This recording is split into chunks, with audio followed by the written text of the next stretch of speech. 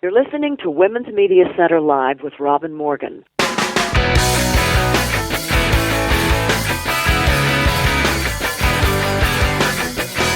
Welcome to Women's Media Center Live.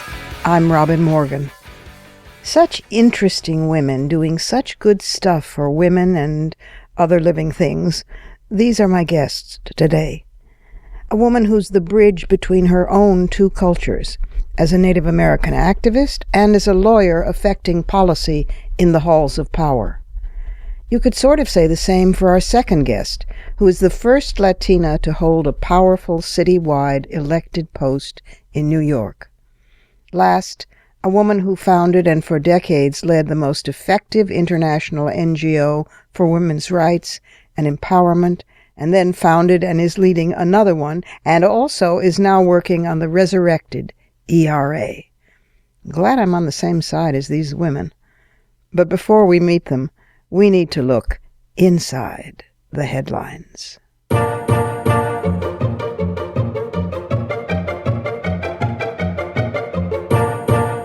This is a big headline. A really big headline. Bigger than terrorism, bigger than Ferguson, bigger than wars and politics and all our daily woes. This is a headline about the blue planet that we call Earth. It's a blue planet from space because most of it is water and exquisitely beautiful.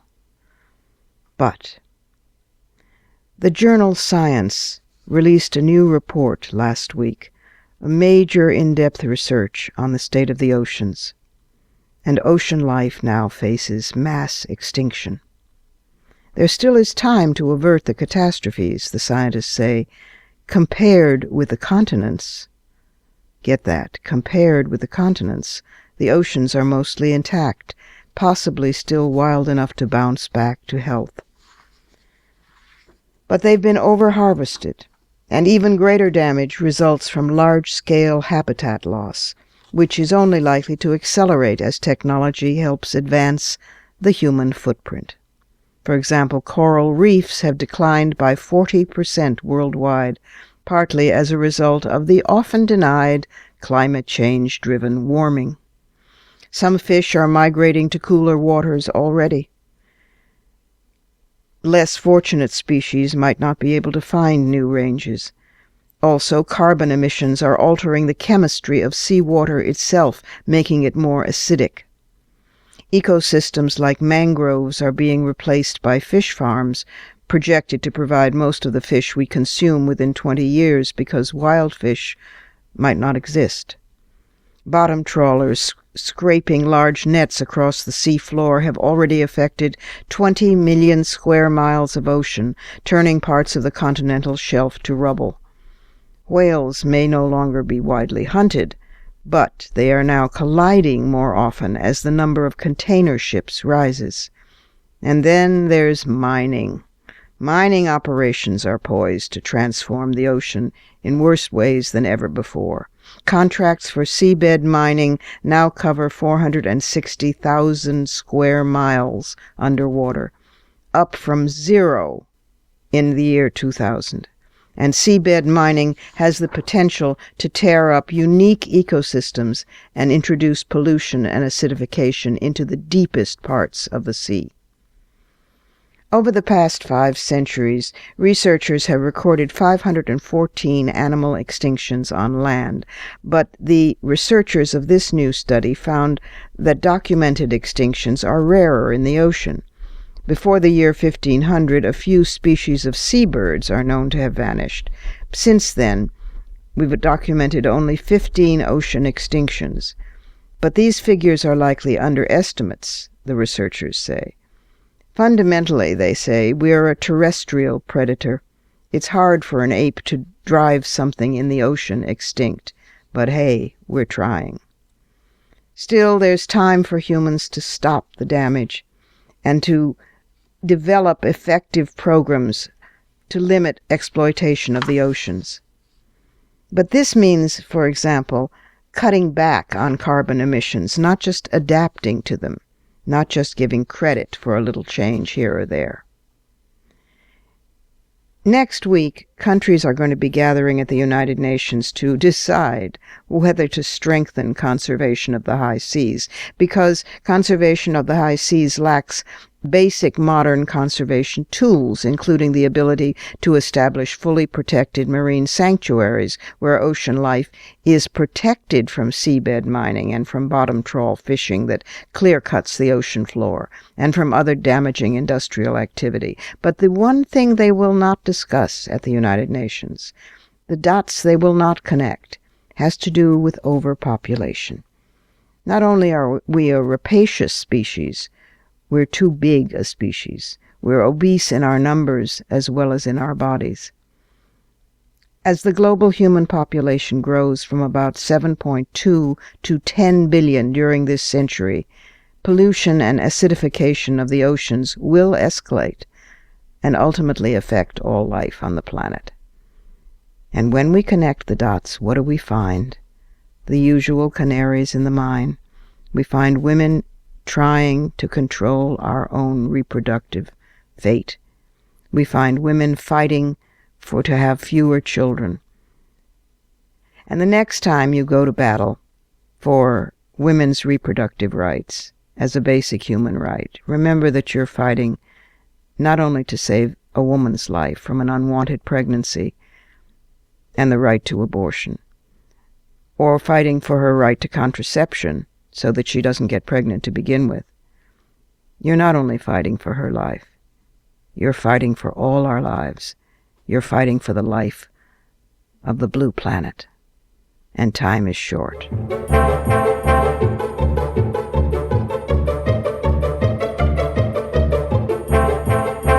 Now for our first guest. Lael Echohawk is a member of the Pawnee Nation of Oklahoma and is an attorney in Seattle. Her practice includes serving as counselor to the chair of the National Indian Gaming Association and the legislative director for the Native American Contractors Association, and she's been recognized as a rising star, young women who make a difference in their profession, and as a 40 under 40 for the National Center for American Indian Economic Development. Lael, welcome to the program. Thank you. I'm happy to be here. You're a member of the Pawnee Nation, and you're an attorney in Seattle, and you've done really fascinating work as an attorney, and including serving as counselor to the chair of the National Indian Gaming Association and the legislative director. This one interests me too, for the Native American Contractors Association. But you led a team of judges and attorneys to revise legislation governing an award-winning tribal court system. Explain that, please. My first about 6.5 years I spent working as in-house attorney to the Tulalip tribes of Washington. And during my time there, the tribe went from being, the tribal court went from being in a single, there are two very small courtrooms in a single double-wide trailer, to with one judge, and handled very small sort of amounts of types of issues. Indian child welfare being one, hunting, fishing being others. Mm-hmm. But in my first couple years, we began to we developed out of that very small location and small courthouse into, a two double wide and a much larger courtroom. Permanent judges, 3 judges, standard, and then we had pro tems that came in and out. And the work really, the codes were way behind the development of the court system, and so we began to change those. I worked on personally. We revamped the Indian Child Welfare Code, which was really crucial to protecting our kids and our families. Yep. And I think that's one of the things that I'm the proudest about, I think, in my career, is the work that we did there. And then we began to change the Civil Procedures Code, criminal procedures, and we spent, I think it was every Friday for about 2 years in a conference room locked up there. And a lot of people put in a lot of time, and what the tribe actually got the award for was they created some diversion programs, some work with elders panels that worked with youth. They didn't. One of the things that I was trying to get the tribe to do before I left was develop a juvenile court. If you get a kid before they're 18, Yep. you've got them, you know. But That's right. but by the time they're 18, it's you know, oftentimes too late. Much harder. Yeah, and looking at cost, I was constantly battling this. Well, from the tribal budgeting perspective, well, it's going to cost too much. I'm like, it costs too much to have them in the system for the rest of their life. Yep. So, you know, one day maybe Toledo will have a juvenile court system, but they do have these diversion programs where the younger people work with the elders panels, and that's what the Honoring Nations, Harvard gives out an Honoring Nations award, and Tulalip got it that year for and that. Did the award help in getting other tribes to imitate it, to adopt it, to be influenced by it? Absolutely. I mean, tribes are still going out to Tulalip today. Let's talk about violence against women, and let's talk about the fact that a number of Native feminist activists who have appeared on the program, most recently Sarah Deer, who does a lot of work on violence against women, have said that not only are they, embattled fighting the federal government and just in terms of the Bureau of Indian Affairs, but also in many cases, because they're patriarchal, so at least some of the nations are patriarchal, they are involved in fighting tribal courts that don't take this as seriously as we might wish. Tell me about that and any work that you've been doing on that. I know that there's many Native women lawyers who are toiling in the vineyards of this particular issue. Yeah, no, it's something I think that doesn't getting as much press in mainstream media as the sort of Violence Against Women Act and the Tribal Law and Order Act, right. and the perpetrators being non-native in that context. Yes. So there's a lot of attention paid. Exactly. But so just going to just when we were changing the Indian Child Welfare Program, we had families, and we had a lot of women who are victims of domestic violence. Yeah. Who, in tribal communities, everyone's related. Yep. And those issues are, even when people know about them, no one, and this is sort of natural, I think, for people, you don't want to get involved. And it's your niece, and she's telling you, stay out of my business. And so it's not just the tribal court. I think the tribal courts would prosecute. The problem is getting the family members to be okay with it. For the witnesses, I had this case in at Tulalip where we had social workers who didn't really understand sort of what's needed to bring a case, evidence, weight of evidence, and they would always say, well, it's community knowledge that so and so is doing this to so and so. It was so that sort of those allegations are so disturbing and disruptive to the community that we had to put our foot down and say, well, maybe that's true, but unless you can bring me a community member, right, then don't bring that nonsense to the court. Because we have an obligation to protect the families and the women, the children, the fathers, the people that are being alleged about. But it is, because it is such a family-oriented community that it's hard. Tell me, is there anything comparable in tribal law, comparable to what we managed after years of lobbying and pressuring and beating our fists bloody on the doors of legislation? Third-party reporting, because of course, off the res, I mean, in the general world at large, even with non-native women, the cops are called, and then when the cops arrive, she says, "No, I banged into a door," because she's afraid, because she loves him. But we know all of the problems therein. So getting third-party reporting was a real step forward, and it came in about 10, 12 years ago, maybe a little longer. But I remember what a triumph it was. Is there anything comparable to that, or does it just so go against the culture? I think that depends on what you're talking about. Yeah. Tulalip has a really sophisticated code. It's just, like I said, and I keep going back to this, but the communities are so small. And in order for example, the police to be able to do their job in other arenas outside of the DV, yeah, and they've got to maintain this level of respect. They want the community has to respect them. They have to know, Yep. that they're going to listen to them and that they understand what they're going through and all Of that. course. And so I think that we're getting there, but it's difficult.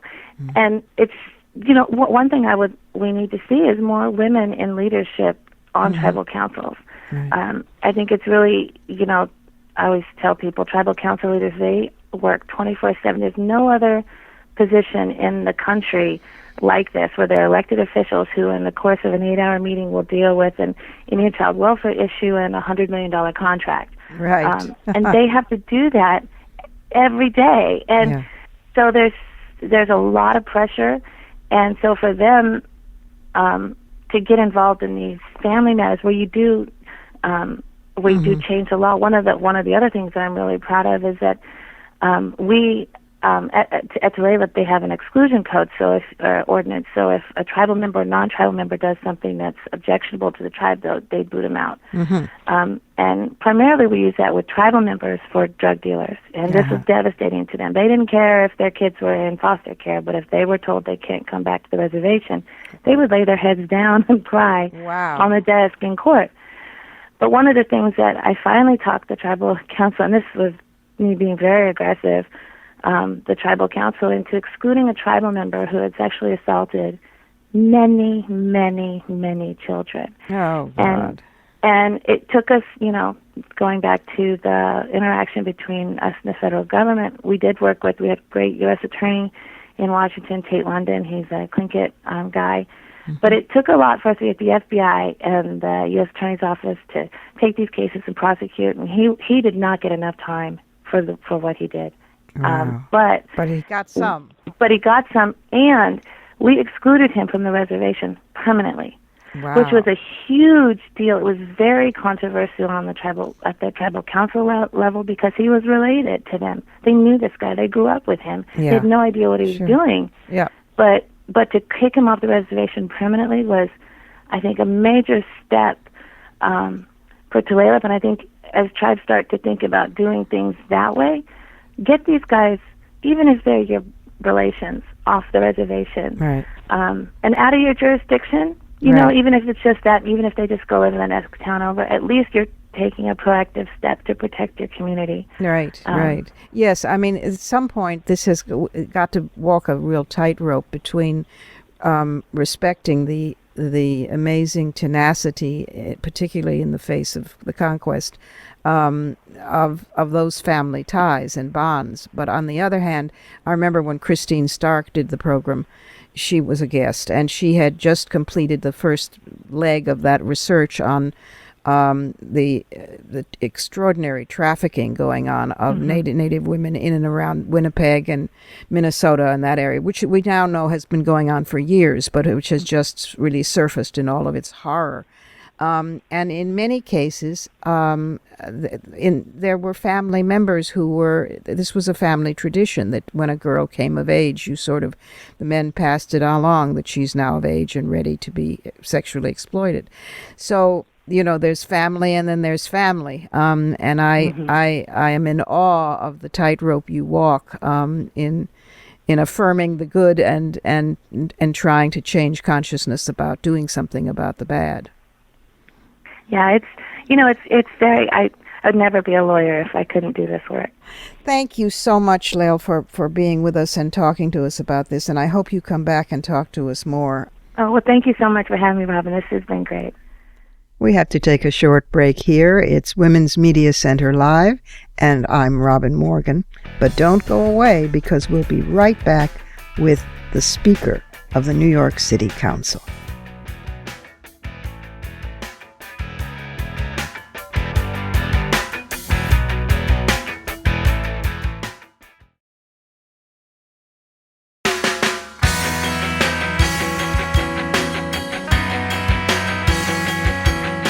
You're listening to Women's Media Center Live with Robin Morgan.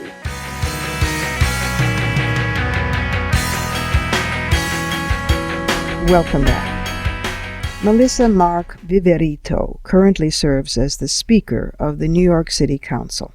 She's the first Puerto Rican and Latina to hold a citywide elected position. Previously, she'd worked for over a decade in local activism, nonprofit organizations, and on labor issues before being first elected to the City Council in 2005. She was the first Puerto Rican woman and the first Latina to represent her district in the council. In 2009, she was elected to her second term. She's the founding co-chair of the Progressive Caucus, and she was one of 4 council members to pioneer the first ever participatory budgeting process in New York City. And she's a feminist. Melissa Mark-Viverito, welcome to the program. Thank you so much for the invitation, Robin. Well, it's an honor to have you here. I am a fan, and I voted for you very proudly, and a proud New Yorker. And how does it feel to be the first Puerto Rican and, in fact, the first Latina to hold a citywide elected position? Pretty good, huh? Of course. I mean, I think any time that a barrier is broken, I think it just creates so many more opportunities for others, and it can potentially be inspiring. And, I'm very humbled by how well I've been received in this position, and by the Latino community, but in general. And I think that there's a lot of great work that we have in store in the City Council. Well, you represent a lively and often disadvantaged community in the South Bronx and El Barrio, East Harlem, but one that has, I think, an amazing future. No, I agree. I mean, I think it's just, reflective of the reality that we live in the city, right? There's a lot of communities that have challenges. Yep. I do represent one of the poorest districts in the City Council. I do have the most public housing in the city of New York is located in my district. Wow. Obviously, we have a lot of constituents that come requesting services, primarily housing services. So I think that perspective and living in the community and representing this community, I think understanding those challenges really helps in the work that I do. When we're talking about changing public policy, when we're talking about voting on a budget, when we're talking about negotiating laws that are in the best interest of New Yorkers, I think that reality really helps keep me very well informed. Well, you're grounded. I mean, you're what I love about someone like you attaining public office, and I'm sure this is the first of many public offices, is that you're like one of our own. I mean, you're a movement woman. You have been an organizer. You come out of progressive and social justice movements, and that makes for such an utterly different kind of political being than what we're used to. And of course, the more women that are in those positions changes the entire ethos. No, I mean, I would agree. I mean, also, I do come from a background where I was born and raised in Puerto Rico. My mother was a feminist and very involved in the feminist movement in Puerto Rico, and I grew up in an activist environment. And I think that also helps, keep me grounded, but it helps shape has helped shape who I am. And that's something that you don't forget. And I think it kind of has led me in this trajectory of wanting to fight for equality and justice. And obviously being a woman, having broken this barrier, being the first Latina, the first Puerto Rican in a position of influence like this one, I think is really opening the doors for so many other women too. And that's something that I want to continue to strive and struggle for. Well, and I saw the New Yorkers come up to you. We sat next to each other, my delight, at the Women's Media Center Gala Awards. And I saw the people who came up to you and congratulated you and talked politics with you. And it was a thrill. And it was a thrill to see the open and warm way in which you dealt with people. Again, very, very different from male politicians and what I call the pale male establishment, Very, very... Well, yeah, I mean, we definitely, have to see more women in elected office and women that are reflective of New York City. But one of the concerns that I have, and I think this will be something that would be of interest to you, is I'm really concerned about the next cycle of elections for the City Council, because right now we only have 15 women out of 51 members. Not good. And not good at all. We've actually seen a drop. And in the next cycle, the term-limited members, because I'm term-limited, there's about 10 or 12 of us that are term-limited, which we can't run again. And of those 10 and 12, 6 or 7 of them are women. Oh. So if we do not do something to make sure we encourage women to run and have women running, we can potentially see a city council in New York that is progressive, be less reflective of that reality. And that's really not something that I want to accept. And I'm going to work really hard to make sure that women run for these seats and that we have a council that's more reflective of the reality of the world we live in. Many New Yorkers still don't understand just what the city council does, and for that matter, what the speaker does, what you do, which is the lead position. I'm sure you have it down to a fingernail explanation, but share it, please, with our listeners. The New York City Council is the legislative body for the city of New York. So. Right. We work alongside the mayor, but we pass the budget for the city of New York, so we have to negotiate the budget with the mayor. We pass the laws for the city of New York, and we also have authority, because we have to vote on it, over any land use matters that have to do with city property or that have to do with rezonings. And so that's kind of in a nutshell what we do, and that's a lot. And so the city council speaker presides the legislative body. So I work with my colleagues to move forth our agenda, to organize and lead the negotiations with the mayor during our budget cycles. We have oversight hearings on issues that matter to us, and whenever we pass any laws, we have to have hearings. So that's the work that we do here in the city council. It's the stuff that makes the city the greatest city in the world, I think. Slightly prejudiced, but there it is. Yes. Don't mess with my city world. But it's the stuff that literally the grist that makes the city run, and yet yes. people don't understand the undrama of it. It's sort of like taking out the garbage and bringing in the groceries. It's the lifeblood of the city. But you're also involved in a national initiative, which I found very interesting and very important, a national campaign to destigmatize sex education and STDs and so forth in the Latino community. Talk a little bit yes. about that. Well, I was asked to be part of this campaign. It's called the Yo Soy campaign, which means the I Am campaign. Mm-hmm. And it really has as a vision, an overarching vision. It's a national campaign that's going to be led by a lot of our national Latino organizations that are working on women's reproductive health and sex education issues in general. But the campaign really wants to end the silence about sex education, about birth control, about reproductive health services, to really talk about these issues, destigmatize it, to make sure that our young women in particular are getting access to information, are getting access to services, know what their rights are. And so I think the issue of sex overall is sexually transmitted diseases is something that is kind of like a taboo conversation. Yep. And so I think that I was asked to be part of the campaign because, I had gone on social media recently and talked about the fact that I had HPV and high-risk HPV. Yeah. Mm-hmm. But good for you for talking publicly. That's amazing. It is, and I mean, it kind of, I had no idea what it was going to entail, right, in terms of the reaction. It was overwhelmingly positive, but the idea that I was sharing with people, when the gynecologist calls you, tells you have high-risk HPV, you have to get a biopsy, I was sharing the anxiety that produces, and I think it just raised a level of awareness. And so I was asked to be part of this campaign, and I'm really humbled by it and definitely excited to be a part of it because, again, it showed that someone like me, who is a private person overall, but understanding the responsibility I have now in this position, that I could use it to raise awareness. I saw that in the reaction that I got, that it was very powerful. And I'm proud I did it. I'm not ashamed of it in any which way. And I think it has helped other women and younger women look at the options and to get themselves tested to make sure they're getting their gynecological exams done in a timely way. We should be doing those every year. Right. I had waited 2 years, so that wasn't a good thing. Uh-huh.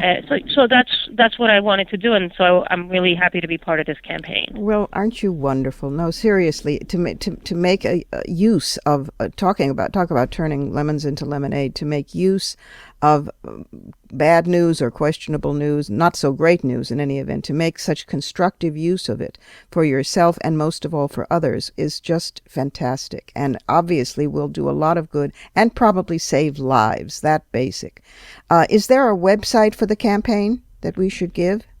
It's if I'm not mistaken, it's the Yo Soy, so it's YOSOY. I believe it's Probably .com. .com or .org. Okay. It would be .org. I'm sorry. Okay. You're right. All right. Just so that people can write in, get information, Yes. be supportive, spread the word, etc. And thank you so much, Melissa. It was wonderful meeting you, and it's wonderful talking with you now. And if there's ever anything that we can do for you and your work at Women's Media Center now, please let us know. It would be an honor. No, and I appreciate, Robin, for the invitation. Thank you for all you've done. You're a role model to many of us, and thank you for the invitation to be on the show and share a little bit about myself. Oh, any time you want to come back, you got a home here. Mi casa es su casa. So there you go. Gracias. Gracias. Okay, thank you. And now it's time to pop into the Surrealism Corner.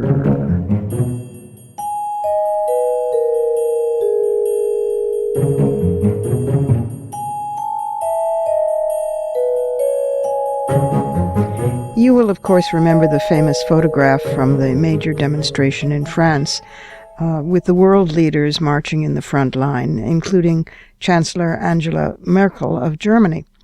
Well, an ultra-Orthodox newspaper in Israel, its name is Hamevaser, altered a third-page photograph of the march to remove her and all other female marchers from the photograph. Ultra-Orthodox publications usually do this. They avoid pictures of women for reasons of modesty and that their eyes could be, I think, burnt off for looking at women. Their audience has been known to scratch women's faces out of bus advertisements and to bar them from running for public office in their parties or to deface their campaign signs. But this one was particularly special. An Israeli blogger for Israel's left-leaning newspaper, Haaretz, wrote, "It's rather embarrassing when at a time that the Western world is rallying against manifestations of religious extremism, our extremists managed to take the stage." Oh, by the way, they also deleted the mayor of Paris, Anne Hidalgo, and Simonetta Sommaruga, the president of Switzerland. The same paper and others like it have been embarrassed before by their handling of news photographs depicting women, although it doesn't seem to stop them from repeating it. In 2011, Die Zeitung, which was a Brooklyn-based publication, was forced to apologize for digitally altering a photograph to remove Hillary Rodham Clinton from the Situation Room. She was then Secretary of State. Oh, religious extremism. It's always so dazzling to encounter people who know just exactly what God meant and God said. And God, she must be awfully tired, God, that is, of being plagiarized and misquoted so badly.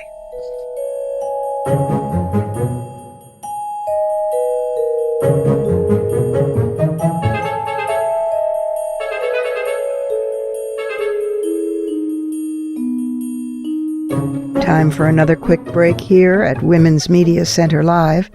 I'm Robin Morgan, and I'll be right back with a guest who will tell you things about the Equal Rights Amendment that you never knew and that you need to know and why we need it.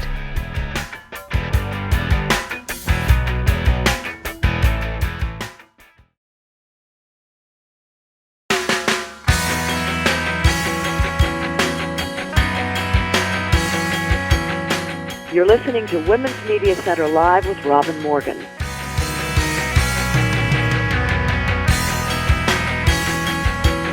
And we're back.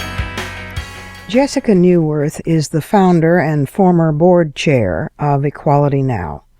She has worked in the United Nations Office of Legal Affairs and as director of the New York office of the High Commissioner for Human Rights. She served as a special consultant on sexual violence to the International Criminal Tribunal for Rwanda, and she was special advisor on sexual violence to the UN High Commissioner for Human Rights. She founded and still leads Donor Direct Action, that's DDA, DonorDirectAction.org, and she now has founded and leads the Coalition for the Equal Rights Amendment, the ERA. Welcome back to Women's Media Center Live, Jessica. Good to have you back. It's great to be back with you, Robin. Well, last time you were here, we were talking about Donor Direct Action, of which you are the founder. You found good things, I must say. You create good things. Now, you're back as the founder and director of the ERA Coalition. And I've been telling people that this ERA is not their mother's Oldsmobile. This is really a fresh, new initiative whose time has come.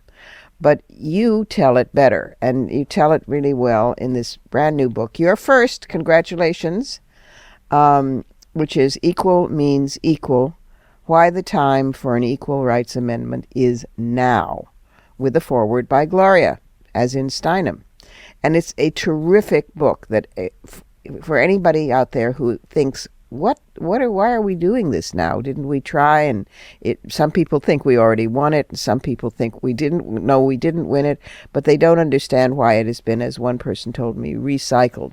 Well, it isn't so much a recycling as it is a phoenix from the ashes. But you tell us about the book, how the book came to be, and what you're doing with the coalition. Well, thanks. The coalition is new. And the ERA is new in some ways and not new in other ways. We've never had protection for equal rights for women in the Constitution, so that's not new. And as you know better than I, there was a massive campaign in the 1970s and early 80s to get the Equal Rights Amendment passed, which it was by Congress, and ratified it into the Constitution. And that campaign came very close to success. 35 out of 38 states. Heartbreakingly close. Heartbreakingly close, yeah. And then according to people I've talked to who were so active in the campaign, it was literally just a handful of votes among the 3 states in those last years. So when you look back on it, it actually came really close, but it was stuck with a deadline that had been extended. And ever since that deadline expired in 1982, I think there has been a small core of people dedicated to continuing the campaign, but with not too much visibility. And certainly in Congress, for many years, Senator Kennedy championed the ERA and introduced it in every session. And Congresswoman Carolyn Maloney has introduced the ERA in every session. But last year, for the first time, she added a sentence to the original ERA that specifically mentions women and that says that women shall have equal rights. So it's new in that sense, but the issues are not new, and the need for it is definitely not new. Originally... But what also is new that's really important is a whole new generation of people, I think of which I'm probably one of the oldest, who really wasn't in that earlier campaign. Right. So there's new energy, new generation, new tools like social media that I think should be more than enough to kick it across the finish line. Well, and also so many of the shibboleths, that the boogie issues that they used against us, like, oh my God, women and men might have to use the same bathrooms. People do anyway, particularly when they're 35,000 feet in the air on a plane, or women in combat. That's already happened. Or gay marriage, they'll get married. What'll we do? That's already happened.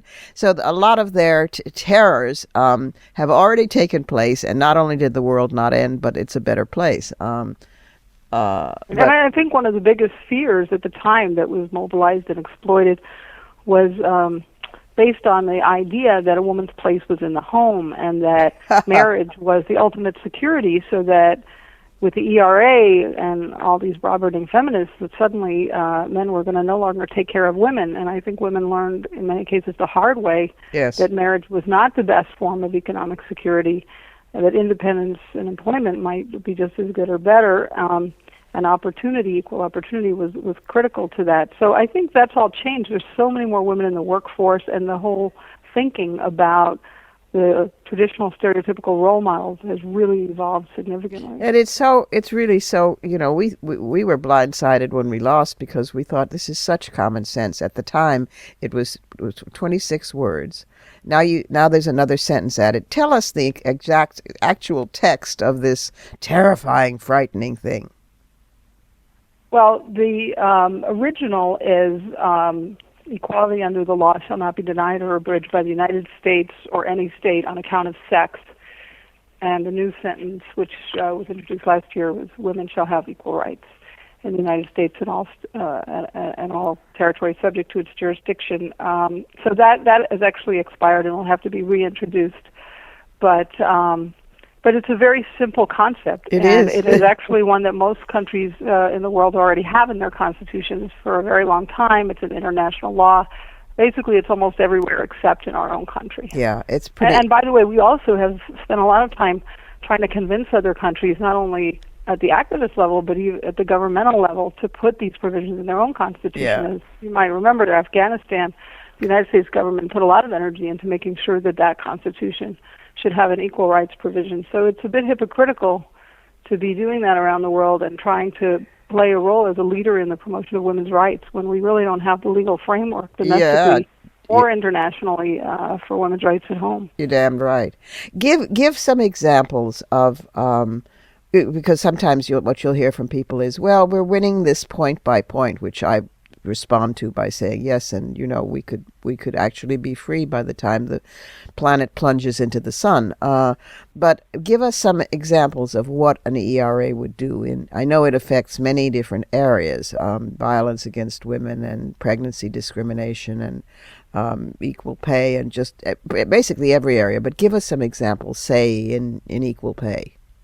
Well, equal pay has many good examples. I think everybody knows that women now make 78 cents on the dollar. But I think one of the questions is, why is that, and why isn't the law helping women get closer to a dollar? And if you look at the law in detail, for example, there is an Equal Pay Act that dates back several decades, but it, as well as Title VII of the Civil Rights Act, which also supports equality in employment and equal pay for equal work. They have the right language, equal pay for equal work, but then there are exceptions. And one of the exceptions that applies to both of those laws is for what they call factors other than sex. And one factor other than sex that the courts have interpreted to be a legitimate factor is your previous salary.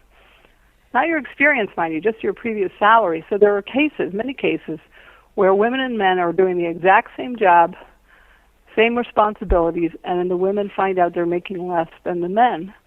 And the reason given by the employer is they were making less in their last job. And that has been considered by the courts a legitimate factor. That is incredible. Other than sex. And so what happens, you can imagine, is a cycle of discrimination where Sure. the reason you're getting paid less in this job is because you got paid less in the last job, which means you're going to get paid less in the next job. That's right. And I think those kinds of court rulings have really helped institutionalize discrimination rather than combat it. All the while the politicians are saying, what's happened to the middle class? We need more upward mobility in this country. Right. But you're stuck wherever you were. That's a stunner, an absolute stunner. So tell us more.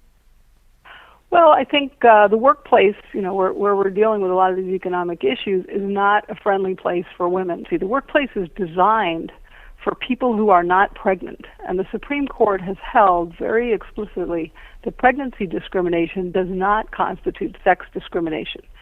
And Congress has done its best to try to overturn this ruling, but it's been a battle, and there's a case currently pending in the Supreme Court, the case of Peggy Young, who, like many, many women, lost her job when she got pregnant because she couldn't do heavy lifting. And even though the workplaces have legal requirements to give other people accommodation temporarily when they can't do heavy lifting, in the case of pregnancy, that doesn't apply.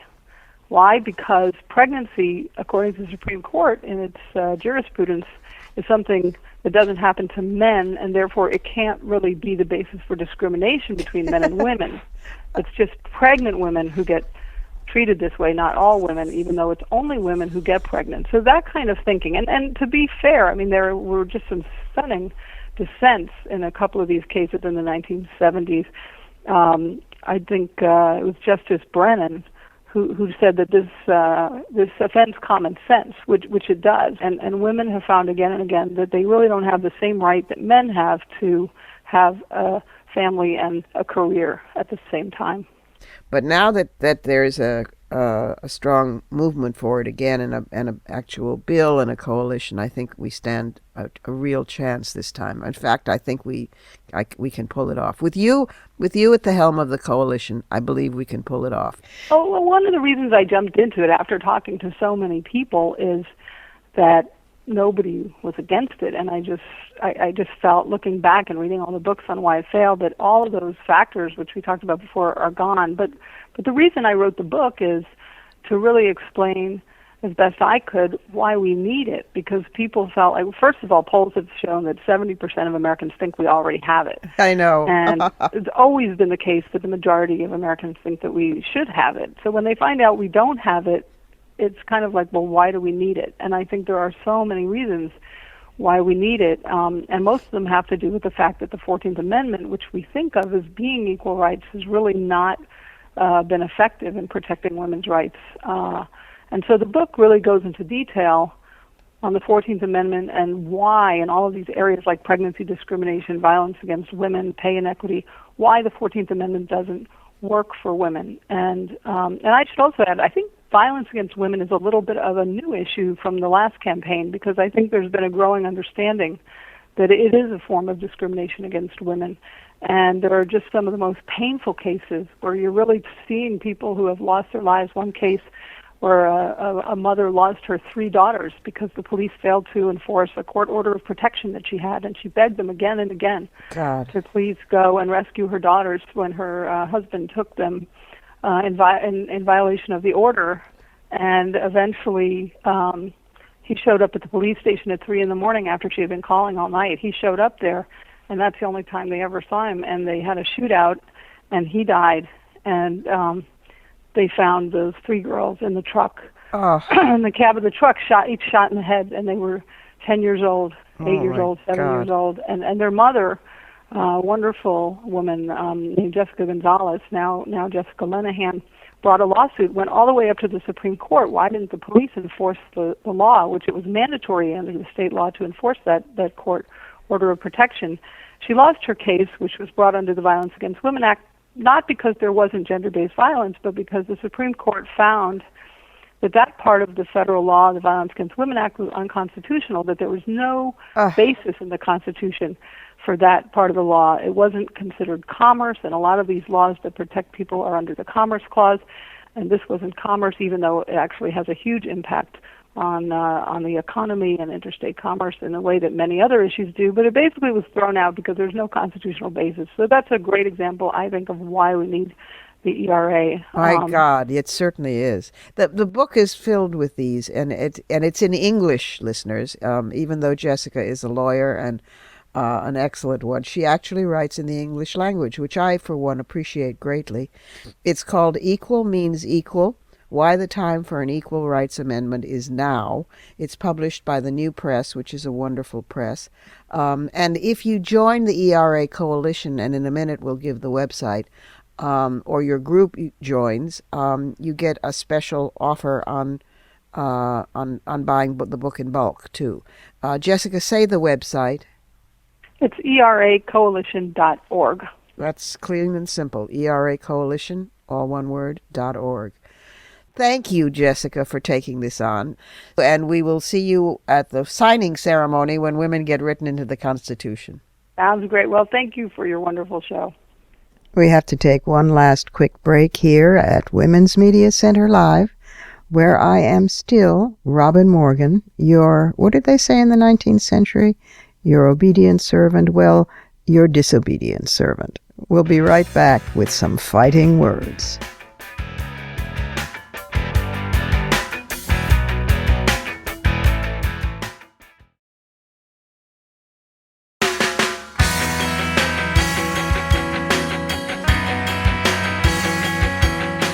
You're listening to Women's Media Center Live with Robin Morgan.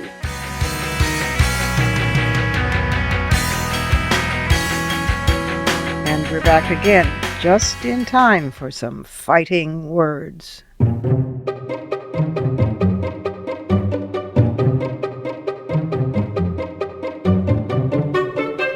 Martha Lausen, who has been a frequent guest on this program and who is the executive director of the Center for the Study of Women in Television and Film, has released the 2014 report that she does each year called The Celluloid Ceiling. Here are a few goodies from it to make your teeth gnash. Last year, women comprised 17% of individuals working as directors, writers, executive producers, editors, and cinematographers on the top 250 domestic grossing films. This figure represents an increase of whoopie-doo 1 percentage point from 2013, and is even with women's representation in 1998. Women accounted for 7% of directors, up 1 percentage point from 2013, but down 2 percentage points from 9% in 1998. Moving ahead backwards. Because music and sound play such an important role in the movie-going experience, her study this year also reported figures for women working as composers, sound designers, and supervising sound editors. Women comprised 1%, 5%, and 5% of individuals, respectively, working in those roles. The results, she concluded, drive home the point that men continue to construct the vast majority of the visual and oral worlds featured in U.S. films. And what of the few women who do squeak through and who show exceptional talent? For example, what of the Academy Awards, may well you ask? Well, the Women's Media Center has just released its 2015 review of the status of women as nominees for non-acting Academy Awards. Julie Burton, our president at the Women's Media Center, stated aptly that the Women's Media Center congratulates all Academy Award nominees. However, we are concerned that for the 4th year in a row, fewer than 1 in 5 of all non-acting nominees are women. The stark disparity, she went on, in the Oscar nominations this year, particularly in the categories of directing and writing, demonstrates that male voices and perspectives are largely responsible for what we see on screen. The Los Angeles Times conducted a study that showed that 94% of Academy voters are white and 77% are male. We wonder, she said, if these numbers have something to do with the fact that talented directors like Ava DuVernay of Selma and Angelina Jolie of Unbroken did not make the final cut. Across 19 non-acting categories, 149 men are nominated versus 35 women. There are 7 categories with no women nominated at all: directing, writing, original screenplay, writing adapted screenplay, cinematography, original score, visual effects, and sound mixing. And since 2012, only 19% of all non-acting Oscar nominations have been for women. I don't know why she can be wondering if there's discrimination. It seems perfectly clear to me that Selma, for example, was a film nominated for Best Film, although its director, Ava DuVernay, was not nominated. But clearly, what is wrong with our president? Hasn't she reasoned it out? The film made itself. If you'd like more on these statistics, you can go to womensmediacenter.com and read them and weep. But I suppose, what can we expect otherwise from an institution that is 94% white and 77% male? Well, might we ask, what's wrong with this picture?